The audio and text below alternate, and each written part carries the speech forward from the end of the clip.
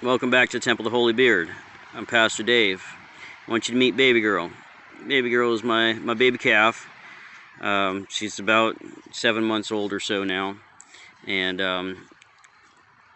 she got hurt recently. She's not feeling too good, so I've been hand feeding her and giving her water, and so she's not getting around quite as well as she normally does. She's improving. She's getting better. So a couple days, I'm sure she'll be fine. But I've been giving her water from this syringe here, 2 ounces at a time, and a little bit of Gatorade. She likes Gatorade. She likes the Gatorade, so I've been giving her the Gatorade. The bucket was nice and clean water, and she's drinking from it and got the dirt from her face down in there. So that's her. But yeah, syringe feeding her 2 ounces at a time is a lot of work, so I'm glad that she's drinking from the bucket now. So it's a couple days I just had to give her the syringe, and I'll give her more Gatorade in a few minutes. She's working on her breakfast right now. So I've got hay for her here, and a little bit of grain in the morning, a couple times a day right now, just to try to keep getting as much food in her as I can. So she's doing pretty good. She's really improving. But I want to tell you something. This is kind of a sad story. It's sad whenever anybody gets hurt. But this is the difference between a small farm and a factory commercial farm. They all raise animals or grow crops or whatever, but the big difference is the care that goes into it. When you get a commercial factory farm, sure, some of the employees might truly care about what they're doing, but the company itself is about producing and making money. But when you go to a small farm, or a small business for that matter, any local businesses, it's a person doing what they enjoy. They're doing their craft, they're raising their animals, they're growing their plants, whatever it is, because that's what they enjoy, and they want to do it the best that they can. And of course, they want to make money off of it, because of course, unfortunately, we need money to survive in this society. That's part of life. So making money off of it is definitely a part of it, but the biggest part is, they enjoy what they're doing. And had this been a factory farm and a calf got hurt, most likely they'd have just put it down. It can't keep up with the herd, so it's no good. We'll just butcher it right now, or what have you. But in my case, for one thing, there's over 1.5 years that's invested in this cow already. More than that, if you count how long I had the parents before they finally got pregnant. But from breeding to birth, and I helped her in labor. I pulled the cow. I pulled you. I was there the moment you came out. I pulled her out, and raised her from day one. Made sure she got enough milk every day, and make sure that she has everything she needs. I make sure they always have grass and hay to eat. I give them a little bit of grain at night to get them to come up so I can check on them and make sure they're still doing well. So every night they come up and, we say hello and give her a little bit of grain.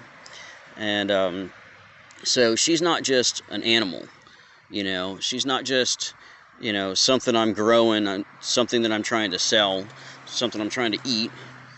She's my friend, and I want her to be happy and healthy.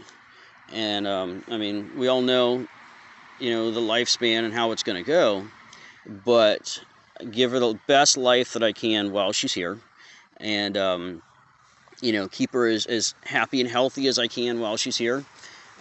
Keep her as comfortable as I can, and when she's not feeling good, I'll take care of her. And even though it means, coming out and checking on her late at night, in the middle of the night, early in the morning, rushing to get home from work so I can check on her. I work a full-time job too, like you do. It's a lot of sacrificing to make sure that they're doing well.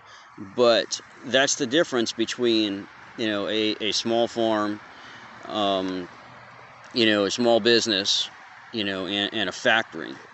And I'm not a farm business. I'm a hobby farm, homestead farm.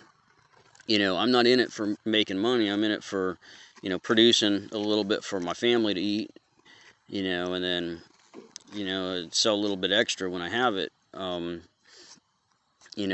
it's, the small family farms that make all the difference. And you're going to get better quality product, better tasting meat, healthier, because for one thing, they don't have the big budgets that the commercial farms do. Paying for fertilizer and hormone treatments, if anybody still does that. The small businesses can't afford that stuff. They don't want to do that stuff because they know it's not healthy. We raise them to be as healthy as we can with good quality grass and hay and, good quality ingredients, and take good care of them, keep them healthy and happy. And believe it or not, there's a big difference in the taste of the meat, when the animal was raised happy versus mass produced. It tastes different. She's not feeling the best right now, but look, she's still comfortable. She's still happy. Let me turn that for you. And so, we don't give her that much grain. It's not good for them to have a lot. She just gets it as supplements. Like I said, usually at night to get them to come up and then give a little extra. Believe it or not, anybody that's raised the cows completely grass-fed, it doesn't taste as good as you think it was. It's that grain that gives the marbling in the meat. It really makes it taste good. That's a side note. Anyway, just want to show you a little something. Say hello to her. I love this puffball. She's a good cow. And, like I said, a big part is just to show you a little bit of, the difference that you get between, the stereotypes that you hear from these factory farms. It's the factory farms that give farming bad names.